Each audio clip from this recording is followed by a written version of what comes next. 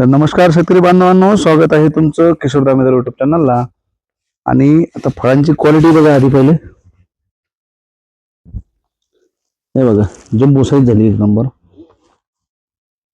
अशी medium size पण त्याच्यामध्ये आहे, पण बऱ्यापैकी जम्बो साईजच आहे. शेतकऱ्यांचं म्हणणं आहे की 90 ते 100च कॅरेट म्हणजे 90 ते 100 फळं एका कॅरेटमध्ये जात आहे. म्हणजे जे 20 किलोचं कॅरेट असते त्याच्यामध्ये अशा प्रकारचा माल जो आहे तो जवळपास 90 फळं चालले. त्याच्यावरून तुम्ही अंदाज लावू शकता की काय साईज असेल. तर हा बाग जो आहे, मागील व्हिडिओ तुम्ही हा बागेचा बघितलेला आहे. 900 पैकी 400 झाडं बांधले आणि पातळ पातळ बाकीच्या झाडांना माल आहे. आणि 15 लाखाला हा बाग आपण इथं उक्ता विकला होता. तर बऱ्यापैकी झाडं कटिंग झालेले आहे, बऱ्यापैकी माल संपलाय. आता थोडा राहिलेला आहे, शेवटचा हा तो चालला जाईल, त्याची साईज कमी होती म्हणून तो राहिला आहे. तर आपण आता इथे शेतकऱ्यांशी संवाद साधूया की हा बाग किती फुटले होते झाडं, यांनी तयारी कशी केली होती आणि आपला सल्ला आणि त्यांची मेहनत ह्या दोघांचा फायदा इथे कसा झाला, या सविस्तर चर्चा त्यांच्यासोबत करूया.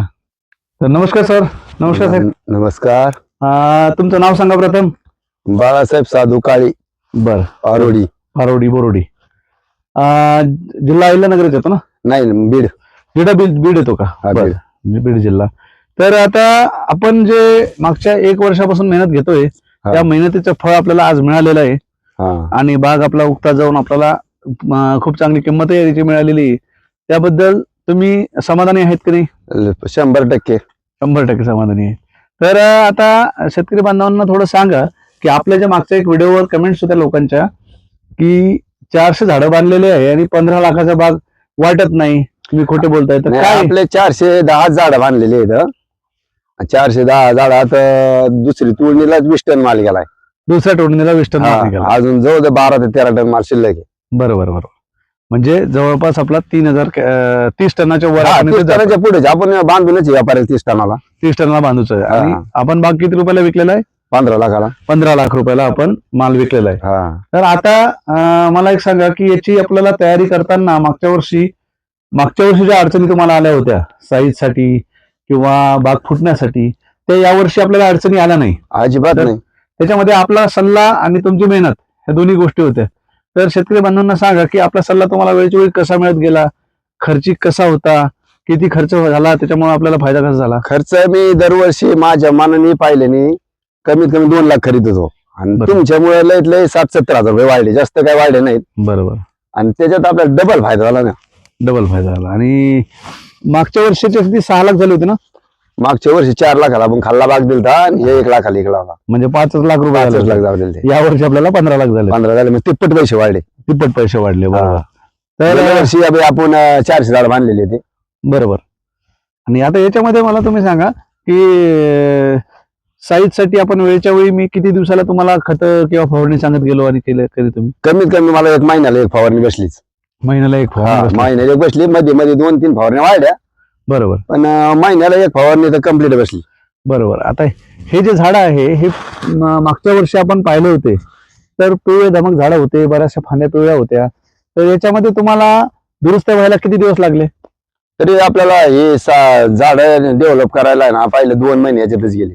पहिले 2 महिने पूर्ण? 2 महिने पहिले याच्यातच गेले ना. आणि 2 महिने मार्च मध्ये चालू केलं त्याला. मार्च पासूनच ट्रीटमेंट सुरू केली? ट्रीटमेंट मार्च पासून चालू केली ना. आणि एक विशेष म्हणजे यावर्षी आपल्याला ताण चांगला न बसल्यामुळं, ताणच नव्हता, चालू पाऊस झालाय. बरोबर. आपण औषधावर भाग फोडलाय.